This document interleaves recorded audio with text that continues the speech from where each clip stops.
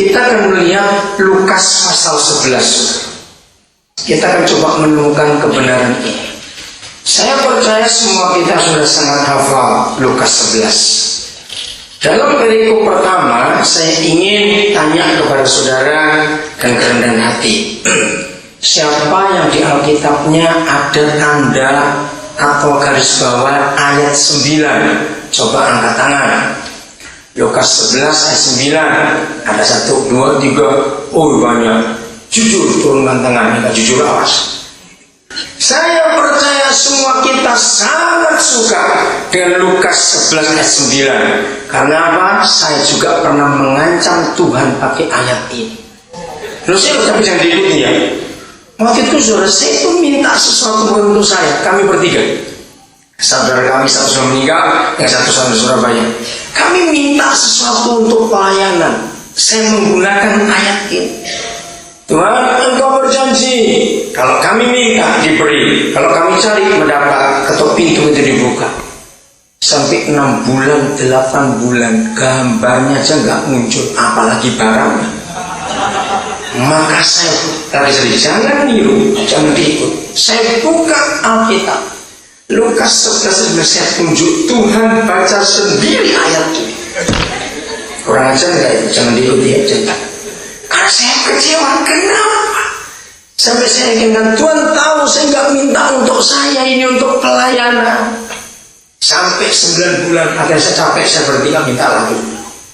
Tahun 93 sudah. Waktu itu kami suami istri sedang putus asa.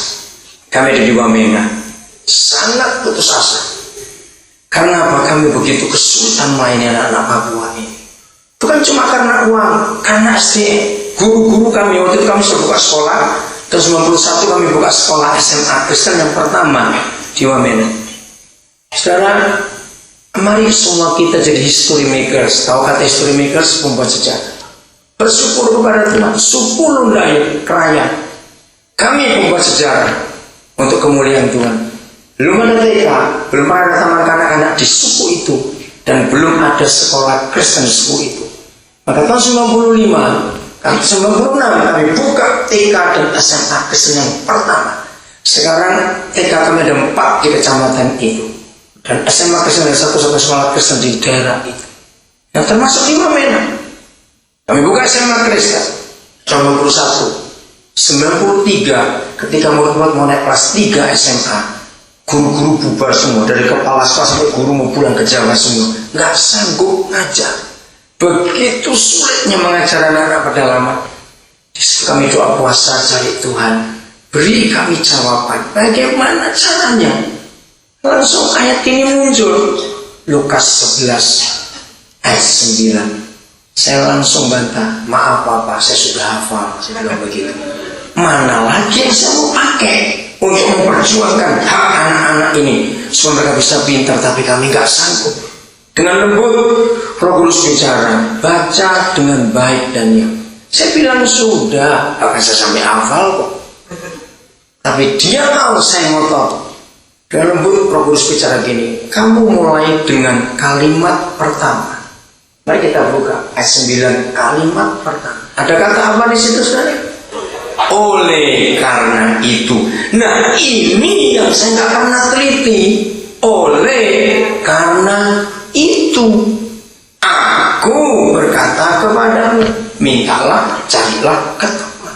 Nah berarti saya harus mencari oleh karena apa? Sehingga ada firman sehebat ini. Oleh karena itu. Kita harus jujur. Ada sekian puluh persen orang Kristen yang gak pernah teliti baca Alkitab. Saya percaya setan-setan lebih teliti baca Alkitab dari kita. Kenapa saya bisa berkata begitu? Karena mereka tahu ayat-ayat penting dia pegang. Salah satu contoh, setan itu sudah ribuan tahun memegang Maliakim 4 ayat 6. Catat ayat itu, nanti baca di rumah. Apa yang dipegang oleh setan? Maliakim 4 ayat 6. Setan tahu untuk menghancurkan bumi gak usah pakai perang nuklir, terlalu mahal biayanya. Gak usah AIDS disebarkan kemana-mana. Gak perlu tsunami, gempa bumi, gak perlu. Ternyata setan pegang ayat itu untuk menghancurkan bumi, rusak semua ayat di dunia, maka bumi hancur sendiri. Masalah. Mengapa aborsi, pengukuran kandungan makin merajalela? Karena setan tahu.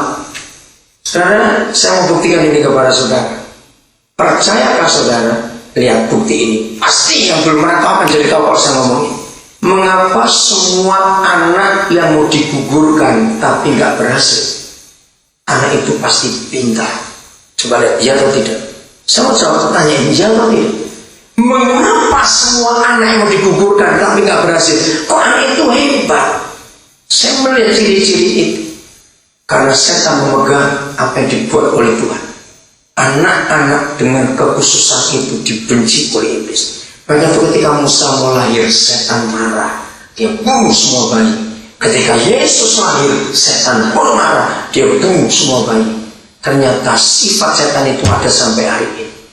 Begitu kandungan itu anak-anak hebat, nggak tahu bagaimana setan merasuk orang tuanya, gugurkan aja anak itu. Ini kita lihat, ada banyak hal yang saya nggak bisa cerita terlalu panjang. Nah, termasuk ayat ini. Betapa pentingnya ayat ini, tapi setan tahu kalau semua kita bisa menggenapi ayat ini, setan kalah. Oleh karena apa? Sehingga ada sebuah janji yang dahsyat ini. Mintalah, carilah, ketoklah. Oleh karena apa? Berarti kita harus baca dari awal kisah ini. Mari kita buka baca ayat 5. Dari awal. Lalu katanya, nah ini, oleh karena itu, karena ini, lalu katanya kepada mereka, jika seorang di antara kamu pada tengah malam, seorang di antara kita, ya, pada tengah malam, pergi ke rumah seorang sahabatnya, kita punya sahabat, kita pergi ke rumahnya, dan berkata kepadanya, saudara, pinjamkanlah kepadaku 3 roti. Ayat 6, sebab seorang saudaraku, sahabatku, yang sedang berada dalam perjalanan singgah ke rumahku, dan aku tidak mempunyai apa-apa untuk dihidangkan kepadanya. Saya stop dulu sampai di sini. Mari kita lihat ini per kasus. Seorang di antara kita sudah tidur, sudah malam, datang sahabat kita yang dalam perjalanan. Kita dekat tol Kebun Jeruk. Misalnya aja ada saudara kita, sahabat kita dari Lampung mau ke Jakarta. Ternyata ada masalah, mungkin anak lapar atau siapa yang lapar. Sahabat kita itu ingat, di daerah Puri kita punya sahabat. Ayo mampir dulu. Malam-malam, tengah malam. Dan ketika mereka datang, kita nggak punya makanan. Tapi kita ingat, kita punya sahabat yang punya pabrik roti. Nah, dalam kisah ini Yesus berkata, maka kita datang ke sahabat kita untuk pinjam 3 roti. Ingat ya. Ayat 7.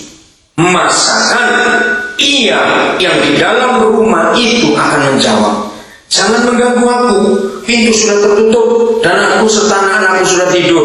Aku tidak dapat bangun dan memberikannya kepada saudara.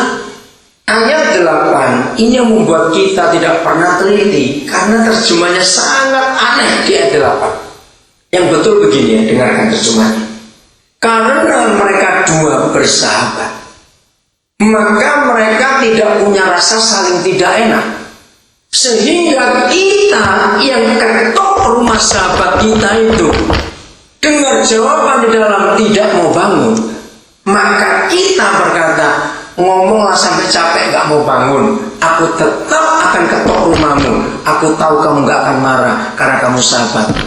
Nah, yang punya pabrik roti sama-sama dableknya, ketoklah sampai capek, aku gak akan bangun. Aku tahu kamu gak akan marah karena kamu juga sahabatku. Jadi dua-dua sama keras, saudara. Itu ayat 8. Maka Tuhan Yesus menyatakan, yang kalah yang punya roti, karena yang minta ada kata tidak malu, garis bawah kata itu. Ayat 8. Aku berkata kepadamu, sekalipun ia tidak mau bangun dan memberikannya kepadanya, Karena orang dua itu bersahabat. Nah ini yang terjemahan betul. Karena mereka dua bersahabat, jadi saling apa? Namun karena apanya? Kita akan melihat Lukas pasal 11. Kita akan coba menemukan kebenaran ini. Saya percaya semua kita sudah sangat hafal Lukas 11. Dalam perikop pertama, saya ingin tanya kepada saudara dan kerendahan hati. Siapa yang di Alkitabnya ada tanda atau garis bawah ayat 9? Coba angkat tangan.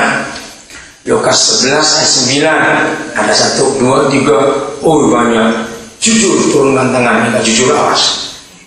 Saya percaya semua kita sangat suka dengan Lukas 11 ayat 9. Karena apa? Saya juga pernah mengancam Tuhan pakai ayat ini. Lu sih bisa diikuti.